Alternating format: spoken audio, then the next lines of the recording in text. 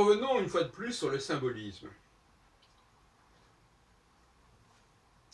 Dans l'inconscient des astrologues, le symbolisme prend la place de quelque chose d'originel en quelque sorte.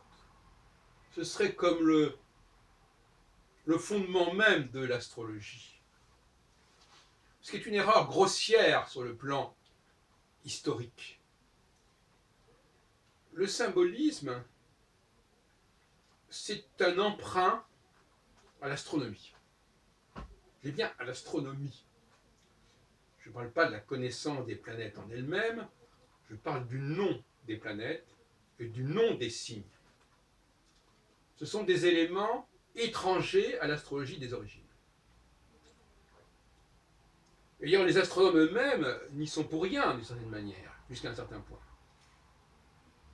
Même quand Ptolémée, dans la Tétrabible, répartit les planètes entre les signes zodiacaux, il n'a aucune signification aux valeurs zodiacales.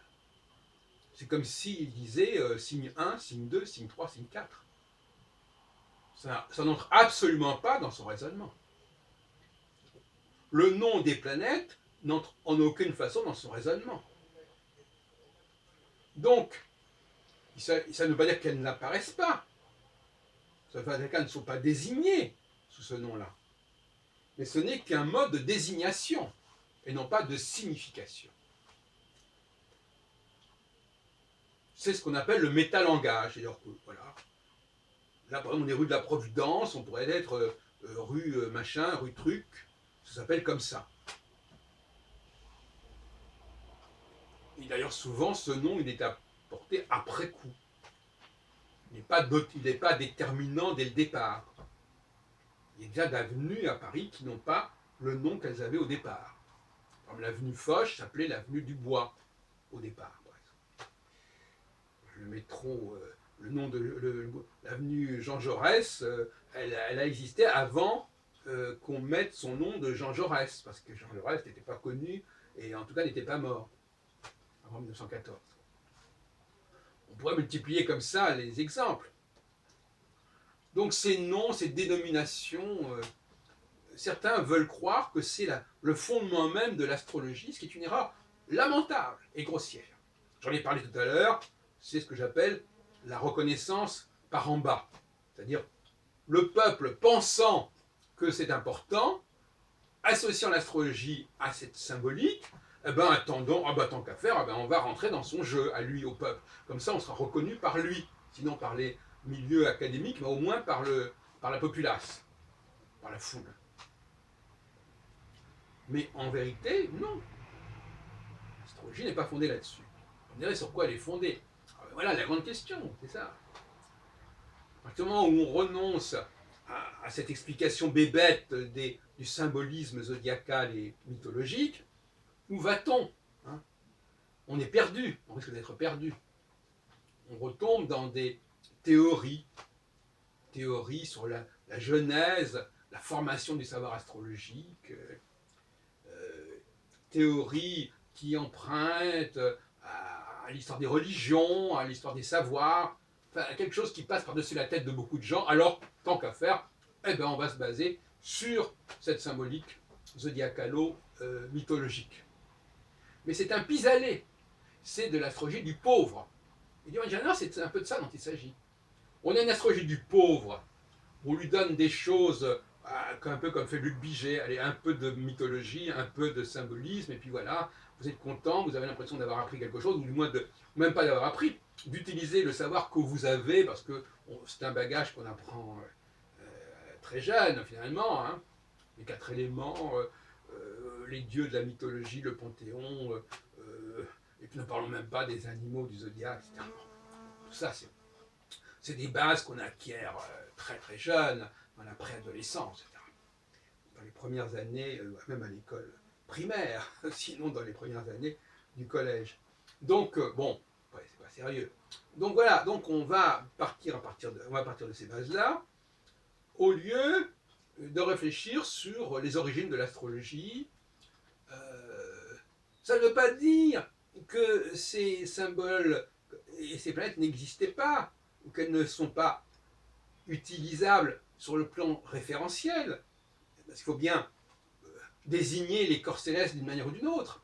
Il faut bien désigner les signes par les états successifs par lesquels géographique, on va dire sur le plan spatial, un astre. C'est utile de savoir que la Lune est en Cancer et pas en Lion, etc. C'est utile de savoir à quel endroit elle se trouve de son parcours. C'est tout. Mais de là à en tirer une signification, ah oui, si la Lune est passée du Cancer au Lion, qu'est-ce que ça veut dire, ou etc. Ça, c'est du n'importe quoi. Bien les choses elles sont. C'est vraiment du gros n'importe quoi. Et on en est là, on en est revenu là. Après les années 60, on a voulu élever le débat. Ben là, le débat, il est au ras des pâquerettes. Voilà. C'est comme Christophe, il suffisait d'y penser. Oh ben voilà, telle planète, voilà, Vénus dans les Gémeaux, ben tout le monde comprend. Saturne dans le Lion, tout le monde comprend. Voilà, c'est aussi simple que ça. Donc on a voulu nous montrer. Alors c'est l'astrologie du pauvre, hein, du pauvre type à la limite. Hein. Bon voilà, donc c'est assez. Et puis il y a une autre astrologie qui s'était développée dans les années 60, autour de Nicolas, de Gauquelin, de Barbeau, etc. C'est à cette époque-là d'ailleurs que je suis entré dans ce milieu-là. Autrement, j'y serais pas entré. Et cette astrologie-là, c'est l'astrologie d'en haut, c'est l'astrologie des sophistiquée, élaborée, ambitieuse, qui a des prétentions scientifiques, qui a des prétentions à dialoguer avec le monde de la sociologie, de la psychologie, de la philosophie, de la science, et qui va développer effectivement des modèles, des paradigmes, des structures qui passent par-dessus la tête de pas mal de gens. Alors au lieu de vouloir attirer à l'astrologie des gens d'un certain niveau, eh bien on descend le niveau de l'astrologie pour avoir un public qui paye, parce que le critère économique malheureusement il est fondamental, le public paye, ce sont souvent des femmes, elles payent et l'astrologie a besoin de vivre. Donc effectivement, comme les... Et alors, par une sorte de cercle vicieux, les hommes se désintéressent de l'astrologie, il n'y a plus de gens qui viennent à l'astrologie, sauf quelques exemples exceptionnels comme celui de Patrice Bourriche, qui débarque là, tout fringant de l'université de Reims, et puis qui veut faire des choses, et qui croit pouvoir apporter quelque chose à l'astrologie, mais qui n'est pas forcément équipé pour y arriver, mais enfin bon, en tout cas, c'est un exemple, un contre-exemple d'un personnage qui a maintenant une quarantaine d'années, qui est entré à l'astrologie quand il était plus jeune, qui correspond à peu près à mon propre profil, sauf que moi, ça s'est fait à une autre époque, où le zodiaque n'était pas la religion, où la symbolique zodiacale n'était pas la religion, alors que M. Bourriche, lui, il rentre dans le débat, savoir si le bélier commence à tel endroit et pas à tel autre endroit, parce que les gens se connaissent plus dans le bélier que dans le taureau, etc. Ce qui est un débat complètement zodiacal, qui est complètement dépassé, en tout cas au niveau de l'astrologie d'en haut. Bon. Donc finalement, voilà, on retombe dans le débat, est-ce que vous sentez bélier ou taureau? On s'en fout complètement, parce que l'astrologie des aspects, elle n'a absolument rien à voir, ni de près ni de loin, avec la question zodiacale. S'il y a un aspect, une conjonction entre Saturne et Neptune, ça n'est pas de rapport avec le zodiaque. Même si on peut dire qu'elle a lieu, bien évidemment, que ça s'appelle Saturne, que ça s'appelle Neptune, et que ça a lieu dans tel signe, bien sûr. Mais ça, c'est de l'astronomie. C'est de l'astronomie, c'est de la méta-astronomie. Donc je répète encore une fois, c'est pas sérieux. Alors un autre sujet qu'il faudrait également aborder, c'est pas parce qu'il y a des dieux mythologiques qui d'ailleurs n'ont pas été tous choisis, je vous rappelle encore une fois, hein, aujourd'hui on débarque en 2016, mais Uranus, Neptune et Pluton n'existaient pas à l'époque de Ptolémée. Bon, donc il y avait des éléments astronomiques majeurs, le dieu Neptune ça n'existait pas en astrologie, le dieu Pluton, etc., qui sont pourtant des dieux fondamentaux. Donc ça montre bien que même les astronomes se foutent de notre gueule, parce qu'en fin de compte, ils ont choisi quelques noms de dieux comme ça, et comme ils auraient pu en choisir d'autres. Pourquoi n'ont-ils pas choisi Neptune et Pluton? C'est une énigme totale. Ce sont les trois. Il y a un triptyque Jupiter, Neptune, Pluton, les trois fils, les trois frères, les trois fils de Saturne. Bon, donc ça montre bien que les astronomes ils utilisent ces noms-là comme ça, parce qu'il faut bien donner un nom, c'est tout, ils s'en foutent. Hein? Bon, deuxièmement, pour le zodiaque, bon, on pourrait aussi discuter de savoir d'où viennent ces noms des signes zodiacaux, mais généralement, c'est également complètement farfelu. Les raisons pour lesquelles on a choisi ces noms-là, c'est complètement débile. Bon, on pourrait discuter là-dessus, c'est un problème d'histoire du zodiaque, sur lequel que j'ai déjà abordé. Il faut revenir aux sources du zodiaque, c'est-à-dire les scènes des mois de l'année, et il faut bien comprendre que ces scènes des mois de l'année, c'est ce qu'on appelle l'hémérologie, l'iconographie des 12 signes.